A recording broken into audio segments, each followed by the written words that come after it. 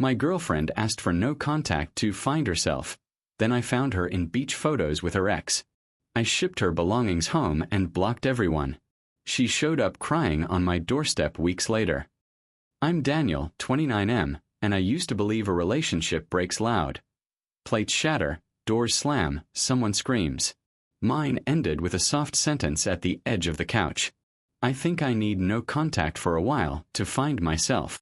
Maya, 27F, didn't even raise her eyes when she said it. She just kept flattening the seam of a throw pillow, as if certainty could be ironed into fabric. I'm lost, Danny, she added, like she was explaining the weather. It's not you. I just need space. No calls, no texts. Please. I'm not naive. Space is a word with 1,000 escape routes. But sometimes love means against your instincts, letting someone step away. I swallowed every question, scratching my throat, nodded once and said, "Okay, if that's what you need." She hugged me like a polite colleague. A small bag went into the lift, the rest of her things stayed, her denim jacket draped over the chair, a ceramic mug we made on a date night pottery class, a painting she started and never finished. She told me she'd stay with her sister for a few weeks. For exactly 10 days I was obedient to the no-contact decree. Poured coffee into silence, gym at 6 a.m., pretended the ache was just a sore muscle. Our apartment sounded different without her. The refrigerator hum turned into a sermon, floorboards tattled on me when I paced.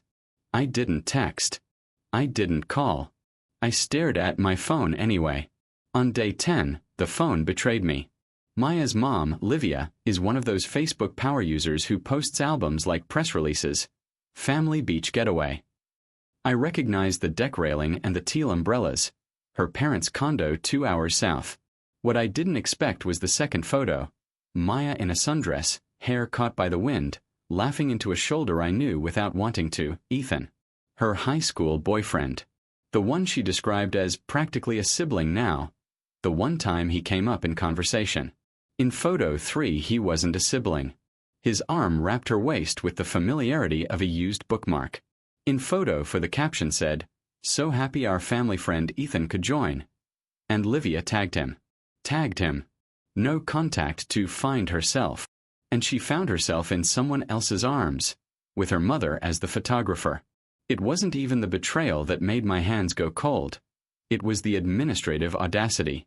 She wanted me on Do Not Disturb while she took her feelings on a test drive, like I was a spare tire kept inflated, just in case. I stared at the screen so long my coffee went lukewarm. Then everything inside me clicked onto rails. I took screenshots. Not the angry kind where you plan a post, just documentation. For reality. For the future liar in my ear. Then I worked. First, I made a list. Every item of hers in the apartment got logged. The worn leather boots by the door, the sketchbook sprinkled with graphite fingerprints, the box of childhood ornaments she never unpacked. I bought 12 sturdy boxes, bubble wrap, labels, and packing tape. This wasn't a rage clean. It was a moving day with no goodbye. I wrapped her grandmother's earrings, the pair she feared losing, in a cocoon of bubble wrap and labeled the small box 7C Jewelry. I photographed each open box before I sealed it.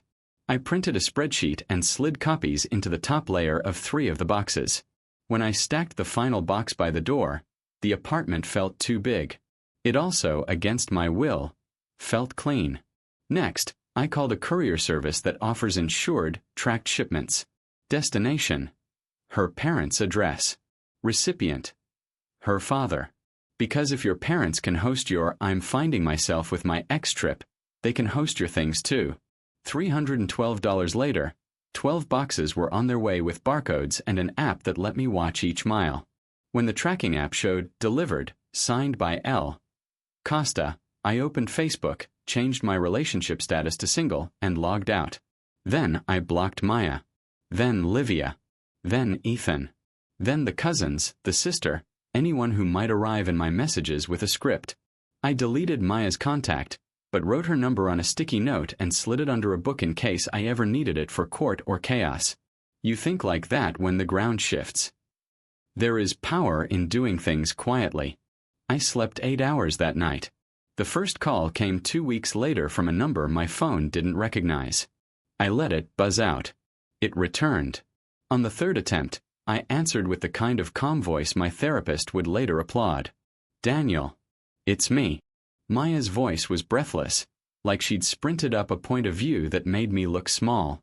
"Oh, hi." I leaned against the counter. "What can I do for you?" "I'm ready to talk now," she said. "I've done a lot of thinking. I feel clearer." She paused, waiting for the old me to fill the pause with rescue lines. "I'm ready to figure us out. Can I come by?" "No," I said. "There is no us to figure out." Silence. Papers shuffling in her head. "What?" "You asked for no contact to find yourself," I said. "Then your mom posted beach photos of you with Ethan. I respected your request. I also respected myself." How do you know about that?"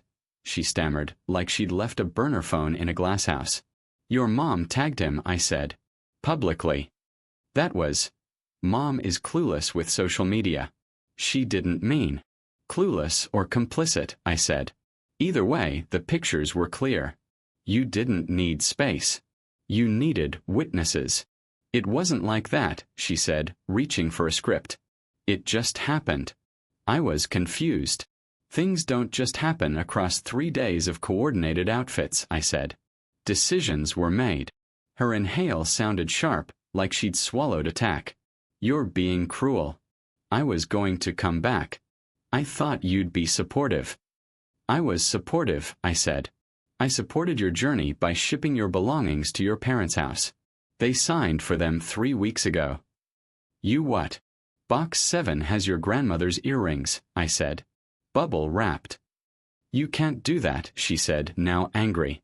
"You can't just throw me out." "I didn't. You left. I returned your things to your support system." Another voice suddenly took the line, sugar dipped in steel. "Daniel." "It's Livia. What on earth are you doing to my daughter?" "Good evening," I said. "This is between Maya and me." "You posted about being single. People talk." She was vulnerable at the beach, and Ethan is a longtime family friend. "You've humiliated her." "Livia," I said. "You posted the photos. If humiliation found you, it was because you sent it an invitation." "You're disrespectful," she snapped. "Send back the rest of her things and we'll forget this." "There is nothing left to send," I said. "And there is nothing left to discuss." I hung up. Then I blocked the number. Peace returned like a stray cat. Skittish but present. I started running again, added weight to my bench press, cooked the food she called too beige. On Saturdays I drank coffee on the balcony with a book, no second cup poured for someone who might text, "Be there soon." I wrote a letter to myself I never mailed. Here are the ways you stayed, here are the ways you left. 3 weeks passed. The building learned the new absence of her laughter in the stairwell. The plants, neglected under our shared ownership, decided to live. Then came the knock. It was early evening and the sky had that bleached, tired look, like a shirt washed too often. When I opened my door there was a suitcase first, and behind it Maya, smaller than my anger had made her. Her eyes were red-rimmed, mascara half-moons under them. She looked like a person whose plan had gotten caught in the rain. Livia stood a step below, arms crossed like a gate. "Daniel," Maya said, voice shaky but rehearsed. "We need to talk properly. Face to face. Not over the phone where you can hide." I glanced at the hallway camera blinking red in the corner. "I'm not hiding," I said. "What is it you want to say?" "That trip was a mistake," she rushed. "Ethan means nothing." I was confused. Mom thought it would be good for me to clear my head. "I miss you." Livia added, "Any good mother would help her daughter through a confusing time." "A good mother," I said, "wouldn't schedule the confusion and post it to an album." Livia's lips tightened. "We're not here to argue. Maya is here to collect the few items you spitefully kept." "I didn't keep anything," I said. "Everything was shipped. Signed and delivered." Maya's eyes glossed again. "I didn't ask you to do that. You blindsided me. My sketchbooks, my jacket. What if something broke? I packed them better than you ever did, I said, then softened before my own words hardened me too much. Maya, it doesn't matter. The issue isn't bubble wrap. She stepped closer, fingers worrying the handle of her suitcase. Can we please go inside? Just to talk. People can hear. That's exactly why we won't, I said. We don't need a scene. And we don't need another manipulation where the walls are used as witnesses. I shifted, keeping the door braced with my foot. Whatever you want to say can be said here. Her expression flickered, anger, calculation, sadness, in sequence. You're really going to throw away 3 years like that? I didn't throw it away, I said. I'm setting it down. There's a difference. She squeezed her eyes shut. He was just there. And you've been distant and I felt stuck and... Stop, I said, not unkindly. Don't autopsy us into the shape you want. You asked for no contact. You took a lover on a family vacation. You left me on read. There isn't a version of that story where I'm the villain for believing you. Livia huffed. You're being dramatic. At least be a gentleman and let her use the restroom. The lobby has one, I said. Ask the concierge to open it. Maya flinched as if I'd flicked water in her face. This is who you are now. Cold. Boundaried, I said. Not the same thing. Her tears sharpened. Crystal instead of fog. Okay. Fine. Then return my key fob. You already turned it in, I said. When you left. For a long minute no one spoke. Livia's gaze slid from my face to my door to the camera light. The suitcase between us looked like a period at the end of a sentence none of us wanted to read. Here's what will happen, I said, measuring each word like medication. You'll both go. If you realize you left something here, email me an itemized list and proof it's yours. Photos, receipts, anything. I will look. If it's here, I'll ship it. There will be no more visits, no more calls from new numbers. If you try, I'll file a trespass notice. I don't want to. But I will. Livia tried sarcasm. You think you're very impressive, don't you? No, I said. I think I'm finally clear. They left in a flurry of whispered arguments. The elevator door swallowed them. I stood in the quiet a long time, palms tingling with leftover adrenaline. I wanted to shake. Instead, I made tea. Update 1: the story they told versus the story that happened. I didn't post any of this anywhere. I told 2 friends and my brother, and then I told a blank Google Doc because blank pages don't interrupt. But stories have a way of leaking. Within days, a mutual friend forwarded me screenshots of a group chat I wasn't in. I was, according to Livia, cold, vindictive, and possibly controlling. I had kicked Maya out and thrown her possessions into the void. Ethan, a family friend, had been supporting Maya during a mental health break, and I was punishing her for it. The old me, the please understand me version, wanted to wade in with facts.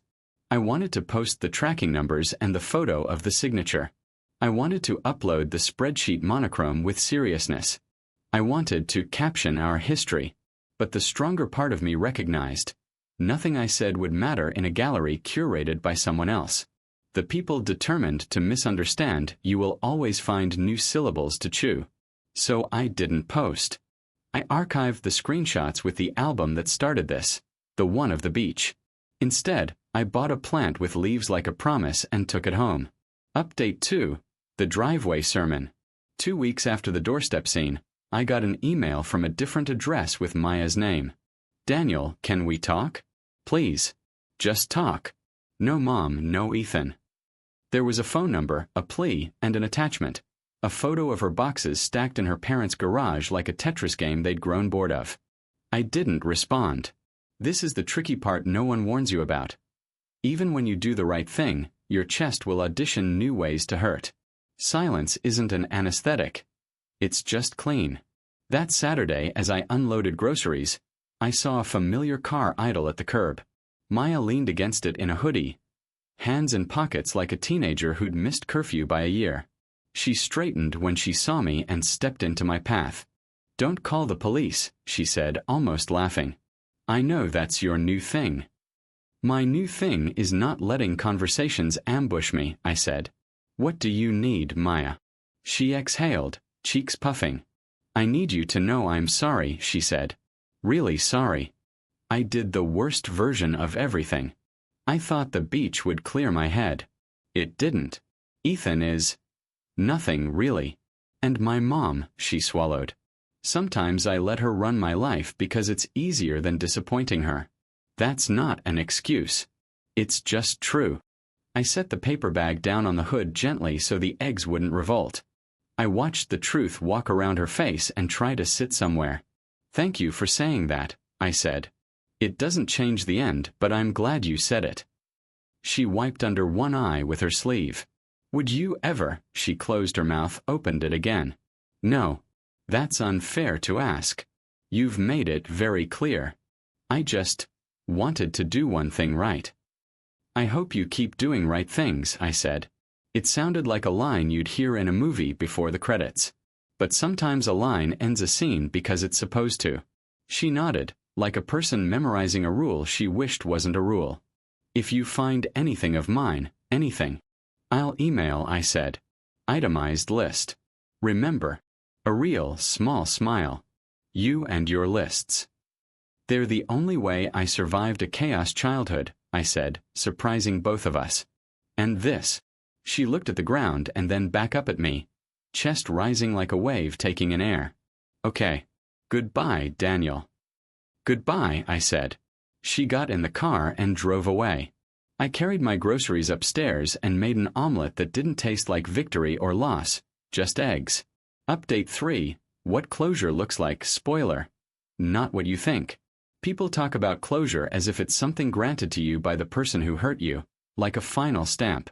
Closure is a conversation, they say. They are half right. Closure is a key you cut yourself. Sometimes you hand it to the other person to see if it fits. Often, you put it on a ring with the ones that open the gym and your mailbox and your front door and keep walking. I didn't unblock the family.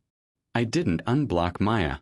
I did email her the week I found a ring she'd tucked into a cuffed sweater sleeve and missed during packing. I sent a photo, asked for a shipping address, not her parents', and got one back with a thank you and nothing else. I wrapped it well and printed the label carefully. I also signed a 6-month lease extension.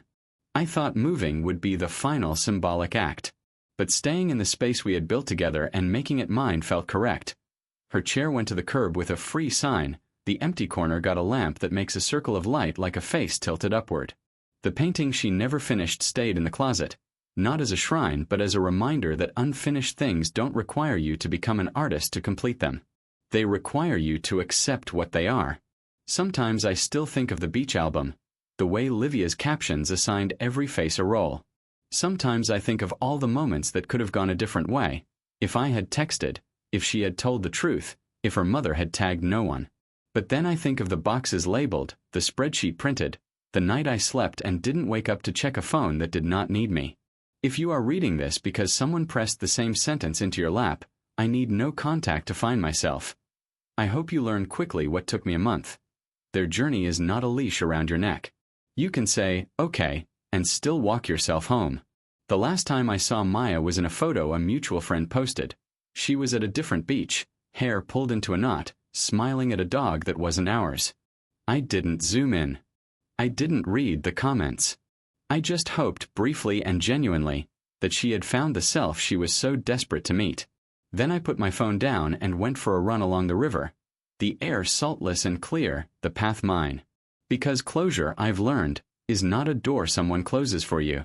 It's the door you close softly behind yourself, and the way you do not look back.